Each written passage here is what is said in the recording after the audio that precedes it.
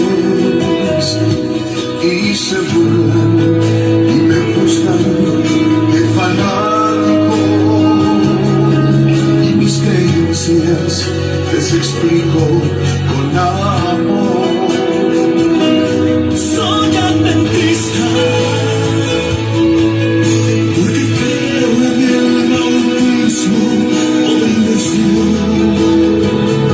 Yo soy adventista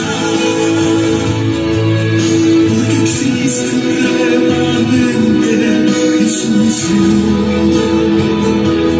Creo en la iglesia que formamos todos el cuerpo de Dios. Soy adventista porque creo en la cena del Señor. Soy adventista porque creo en los mandamientos del Señor, en el don profético, los dones que el Señor nos repartió. Soy adventista porque somos mayordomos del Creador y fuimos llamados para asistir a otros con amor. ¿Y por qué yo guardo el sábado? Porque el sábado es el día del Señor. Soy adventista.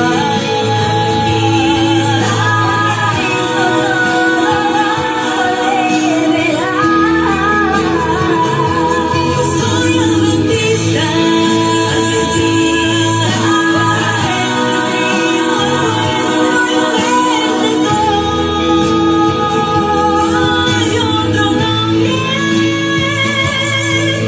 En quien puedas obtener la salvación. Soy adventista porque creo que el pecado acabará en el milenio y que el diablo entre llamas arderá. ¿Y por qué no tomo vino? Porque mi cuerpo es templo del Espíritu. Soy adventista porque simplemente soy hijo de Dios.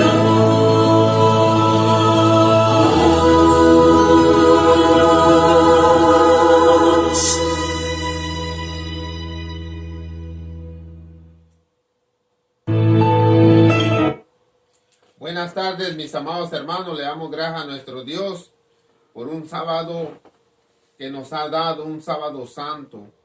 Mis amados hermanos, nosotros tenemos razón de existir en esta tierra y es necesario que nosotros podamos entender y comprender lo que Dios tiene preparado para cada uno de nosotros, de acuerdo a la misión que Él tiene para cada uno de nosotros. Vamos a entrar en oración para entrar ante la presencia de nuestro Dios y que Dios nos vaya ayudando con el tema de este día, más que nada de esta tarde, porque el sábado se nos está yendo, mis amados hermanos, y gracias a Dios que el sábado ha sido dado para nosotros estar ante la presencia de nuestro Dios y podernos gozar con Él. Vamos a orar, mis amados hermanos. Padre Santo, Padre querido, bendito y alabado sea su santo nombre, Señor. Le damos gracias, Padre bendito, por nunca olvidarse de nosotros, cuidarnos, protegernos.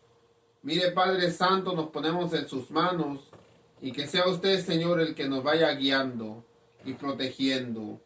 Santo eres y bendito eres, Señor. En el dulce nombre santo de nuestro amado Señor Cristo Jesús. Amén.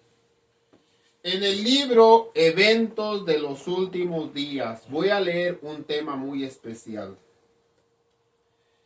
O un texto muy especial. En el capítulo 4 de Eventos de los Últimos Días, ya he leído varias veces este texto y es necesario que nosotros podamos comprender y entender. Nosotros no somos cualquier grupo salido de cualquier lugar. La iglesia tiene una razón de ser, una razón por la cual existe, una razón por la cual Dios está luchando para que nosotros podamos cambiar y estar dentro de la iglesia. Dice en el capítulo 4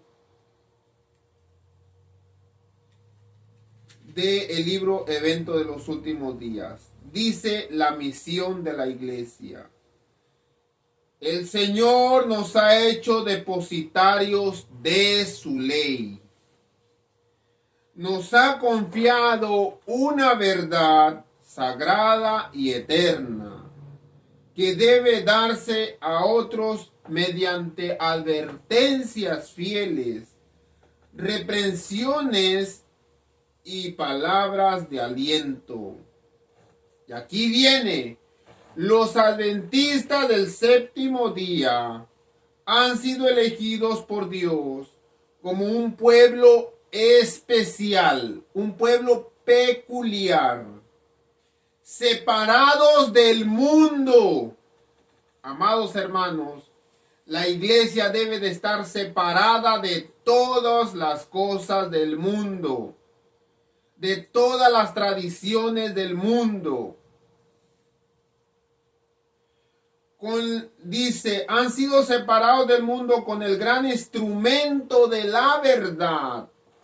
Los ha sacado de la cantera del mundo, los ha relacionado consigo, ha hecho de ellos representantes suyos y los ha llamado a ser sus embajadores durante esta última fase de la obra de salvación.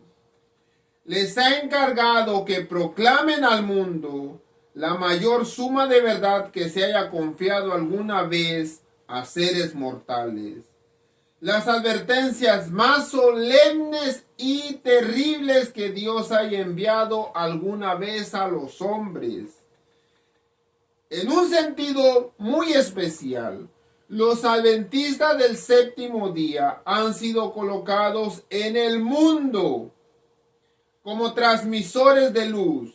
A ellos ha sido confiada la tarea de dirigir la última amonestación al mundo que está muriendo.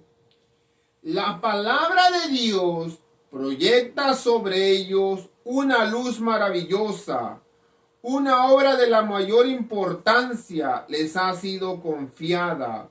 Proclamar el mensaje del primero, del segundo y del tercer ángel. Ninguna otra obra puede ser comparada con esta y nada debe desviar la atención de ella.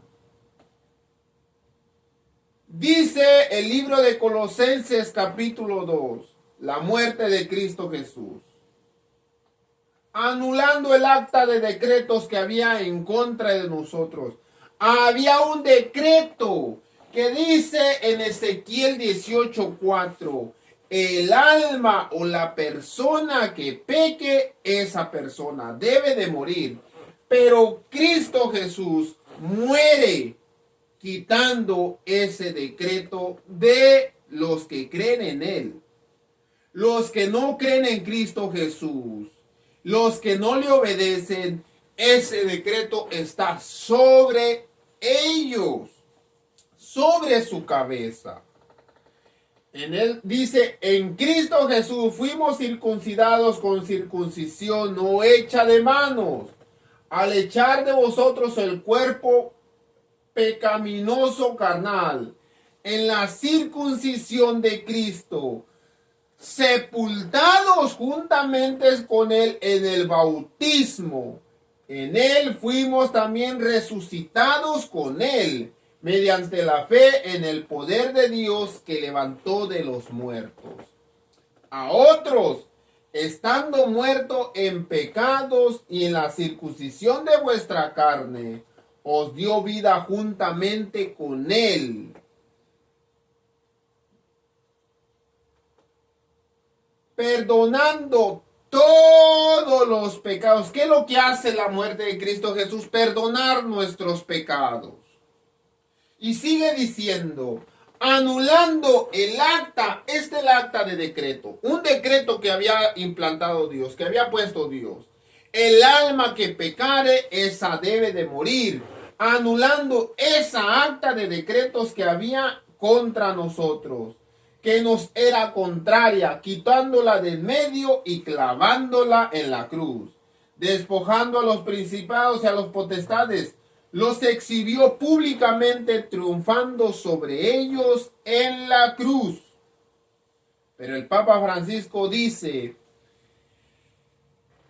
el sacrificio de Cristo en la cruz fue el fracaso de Dios. ¿Cómo es posible que este hombre dice que el sacrificio de Cristo Jesús, el sacrificio de Cristo en la cruz fue el fracaso de Dios, si dice que salió triunfando sobre ellos en la cruz? ¿A quién le voy a creer?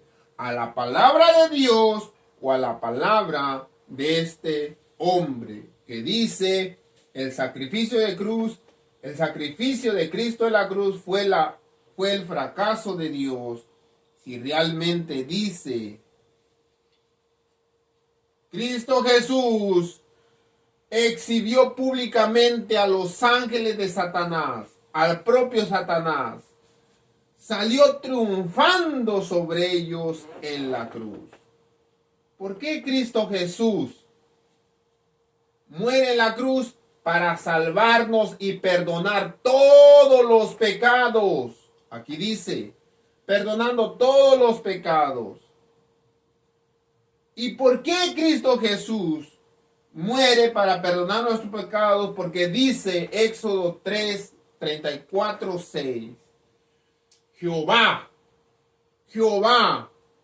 fuerte, misericordioso, piadoso. Y aquí viene, tardo para la ira y grande en misericordia y verdad. Dios es un Dios misericordioso.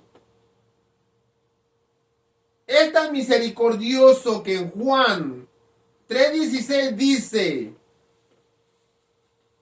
por tanto amó Dios al mundo que envió a su único Hijo, para todo aquel que en él crea no se pierda, mas tenga vida eterna. Pero muchas personas estamos esperando la promesa. Y dicen, por muchos años han dicho que la venida de Cristo va a venir y ni siquiera la hemos mirado. Segunda de Pedro 3:13 dice, pero según su promesa, nosotros esperamos nuevos cielos, nueva tierra, en los cuales mora la justicia. Pero dice, el Señor no tarda de cumplir su promesa, según como muchos lo tienen por tardanza, sino que es paciente. Jehová, fuerte misericordia, misericordioso y piadoso, tardo. La palabra tardo es que no tarda en venir Cristo Jesús, sino que Él es paciente. Él es paciente. Antes de Dios enojarse, Él espera. Él es paciente y grande en misericordia. No tarda su promesa, como muchos lo tienen por tardanza, sino que es paciente para con nosotros, no queriendo que nadie se vaya a perder, sino que todos vengamos al arrepentimiento. Es lo que Cristo Jesús hace. Y miren lo que dice Segunda de Pedro 3. Y tener entendido que la paciencia de nuestro Señor es para salvación. Jehová, Jehová, fuerte y misericordioso y piadoso, tardo. La palabra tardo es paciente. ¿Qué es lo que tiene Dios? Mucha paciencia y mucha misericordia y mucha verdad. No quiere que tú te pierdas. Él quiere que tú seas sepultado con Cristo en el bautismo,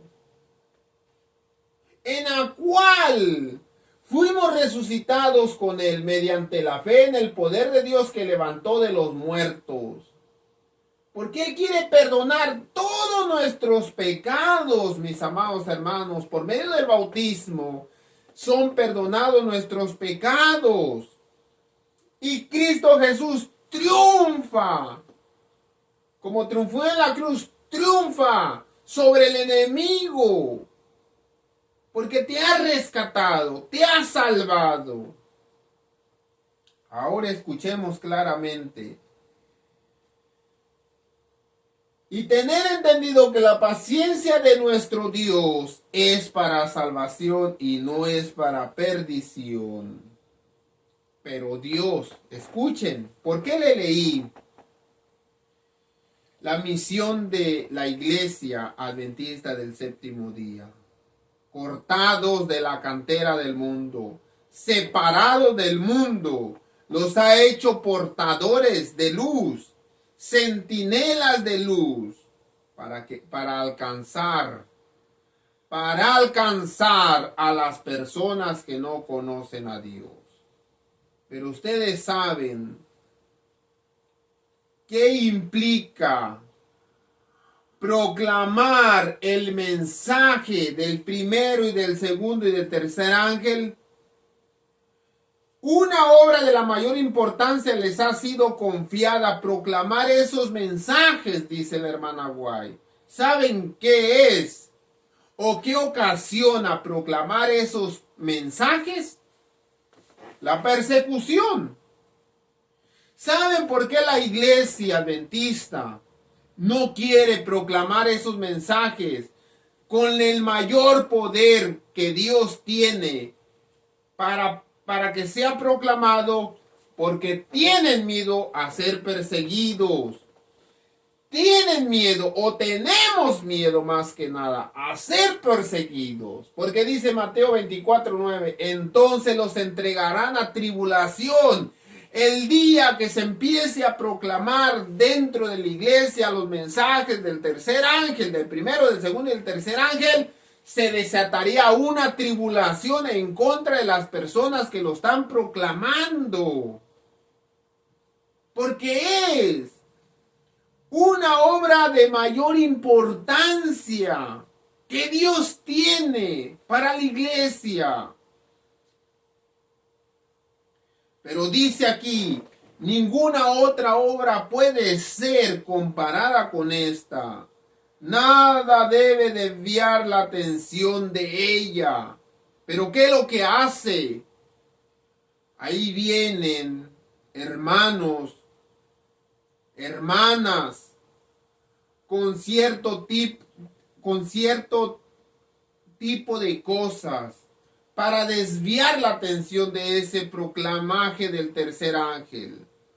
¿Con qué, hermano? Las tradiciones, el mundo, la música del mundo entrando a la iglesia, la moda del mundo entrando a la iglesia.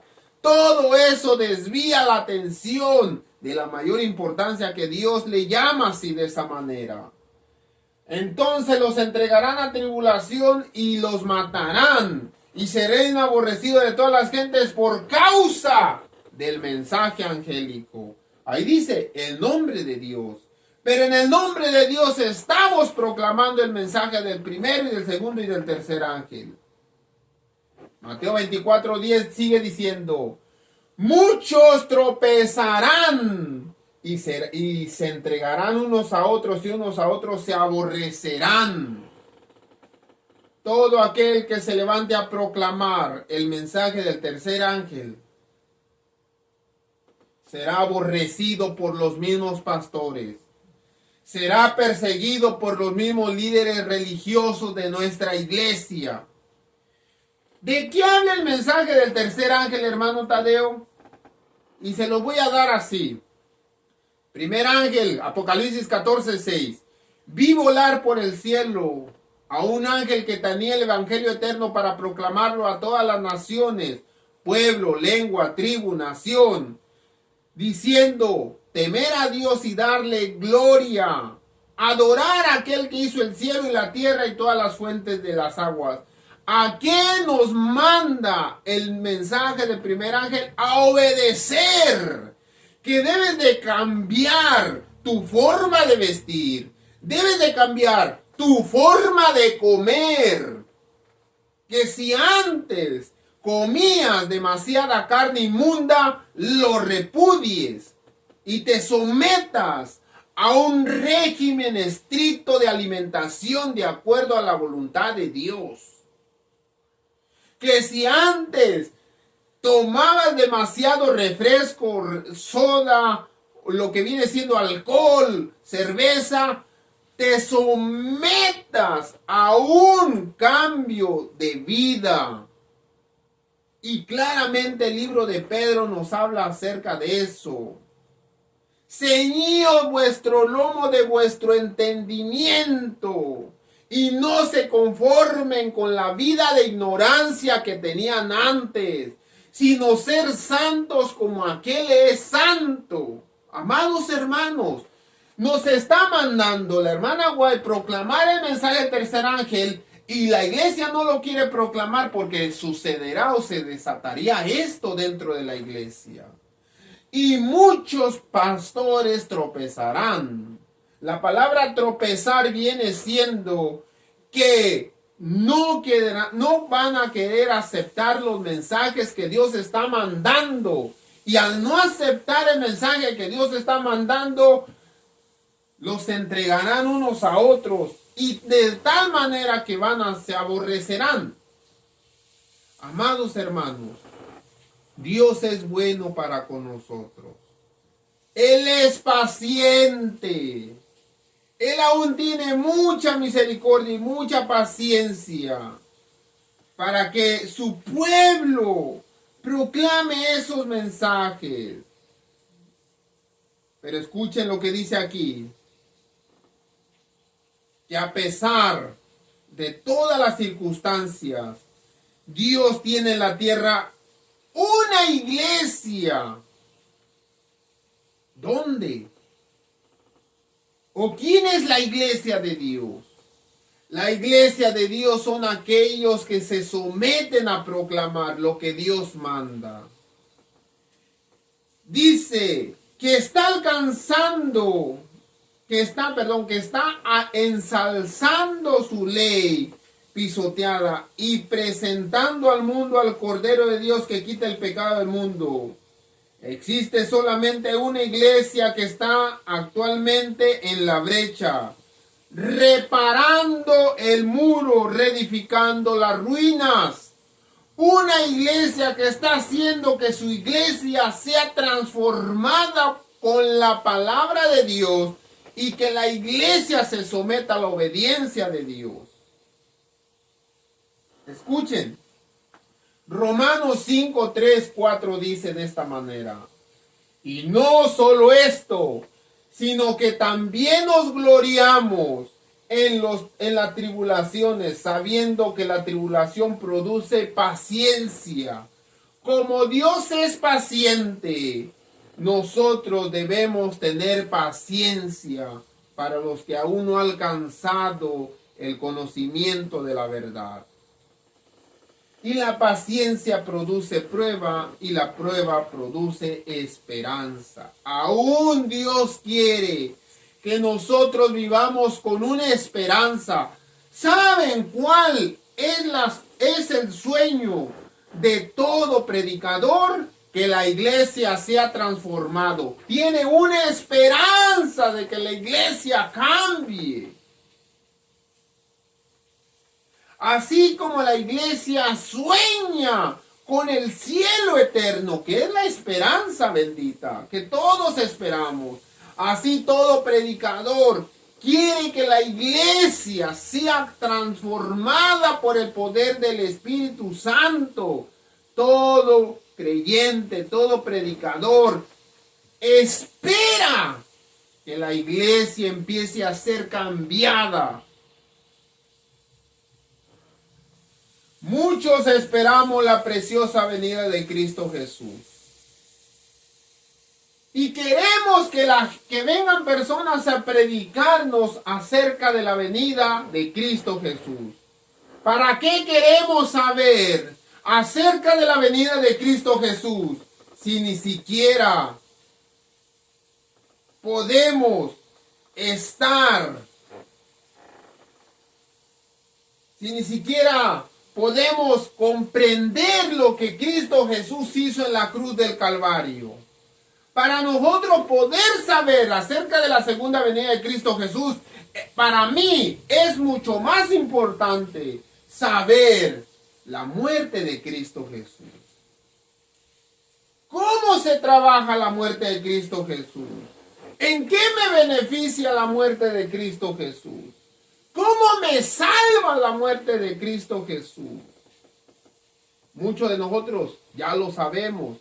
No lo sabemos porque si lo supiéramos, fuéramos circuncidados de Cristo. ¿Qué significa en la circuncisión de Cristo? Separarte del mundo. Eso es. ¿Ustedes saben qué significa la circuncisión?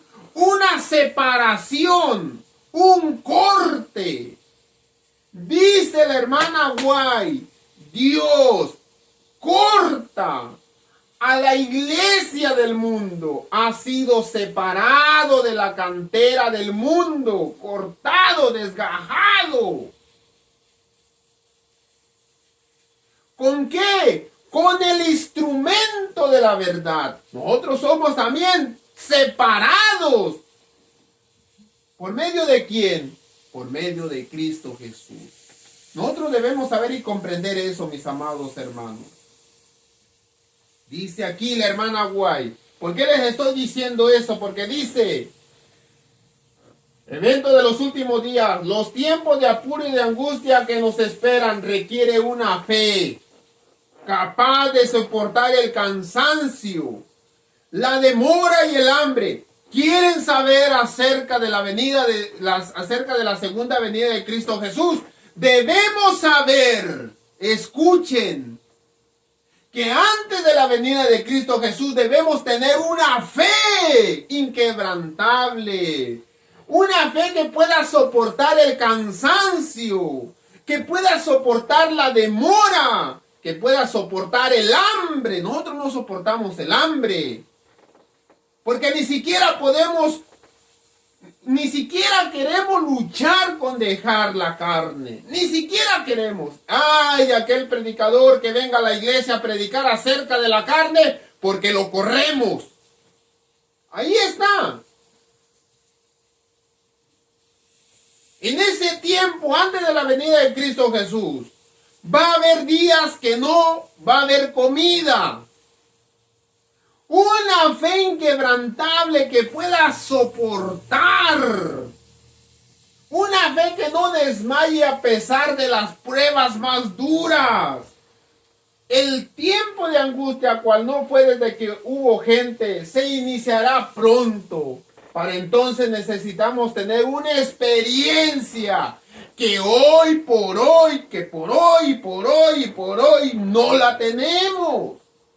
Y que muchos no pueden lograr debido a su indolencia, falta de fe, falta de obediencia. Queremos obedecer a medias, lo que me conviene y lo que no me conviene, allá Dios que se encargue de ello. No, Sucede muchas veces que los peligros que se esperan no resultan tan grandes como uno se lo había imaginado.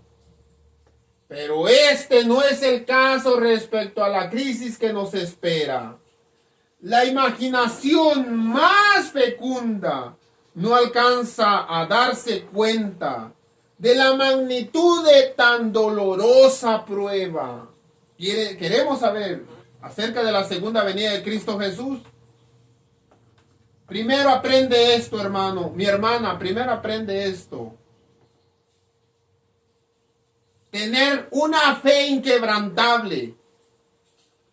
Una fe que pueda soportar el cansancio, la demora, el hambre, las pruebas más duras. Cuando Jesús salga del lugar santísimo, su espíritu refrenador se retirará de los gobernantes del pueblo. Estos quedarán bajo el dominio de los ángeles de Satanás. Entonces, por consejo y dirección de Satanás, se harán leyes tales que a menos que el tiempo sea muy corto, ninguna persona podría ser salva. La paciencia de los santos. Dios quiere que nosotros tengamos paciencia. Empecemos a implementar la paciencia, una fe que pueda soportar, una paciencia tan grande que soporte el cansancio, la demora, una paciencia de estar esperanzado de Cristo Jesús. La paciencia de los santos, los que guardan los mandamientos de Dios y tienen la fe de Jesús. Juan dice de esta manera. Él fue enviado a la isla de Patmos, estuvimos estudiando en la hora del sermón. Yo, Juan, vuestro hermano, copartícipe de la tribulación, fue atribulado en el reino de la paciencia de Jesucristo. ¿En el reino de qué? Dios va a llevar al cielo personas que sean pacientes. Pero para esa paciencia debemos empezar a trabajar. Dice, la paciencia de Jesucristo estaba en la isla de Patmos por causa de la palabra de Dios y del testimonio de Jesucristo. Hebreos 4:12. Ciertamente la palabra de Dios es viva y poderosa, más cortante que cualquier espada de dos filos, penetra hasta lo más profundo del alma y del espíritu, hasta la médula de los huesos, y juzga los pensamientos y la intención de vuestro corazón. Mis amados hermanos, la ley de Dios, nosotros conocemos acerca de la ley de Dios los 10 mandamientos. A estos libros se le llamaba la ley, o se le conocía como la Torá. Y eso viene siendo los primeros 5 libros. Eso es la ley. Vamos parte por parte. Últimamente, lo que dice aquí de Deuteronomios, capítulo 28, dice de esta manera. Cuando nosotros queremos saber en qué me beneficia a mí guardar los mandamientos, porque aquí está la paciencia de los santos, quiere decir que debes de guardar los mandamientos. Y dice las Santas Escrituras, si realmente escuchas al Señor tu Dios y cumples con todos sus mandamientos que hoy te ordeno, el Señor tu Dios te pondrá por encima de todas las naciones de la tierra. Si obedeces al Señor tu Dios, todas estas bendiciones vendrán sobre ti y te acompañarán siempre. Amados hermanos, la iglesia tiene trabajo que hacer. Prepararse en obediencia, porque Cristo Jesús viene por su pueblo. Hay un trabajo que realizar, y el trabajo que la iglesia debe de estar realizando es la proclamación del primero, del segundo y del tercer ángel. Dios me los bendiga y que el Señor esté con ustedes, mis amados hermanos. Es para mí una satisfacción saber y escuchar que muchas personas están entrando en el redil de la obediencia, adquiriendo paciencia y preparándose para pronto ver a su Dios venir en la nube de los cielos. Dios lo bendiga y que el Señor esté con ustedes.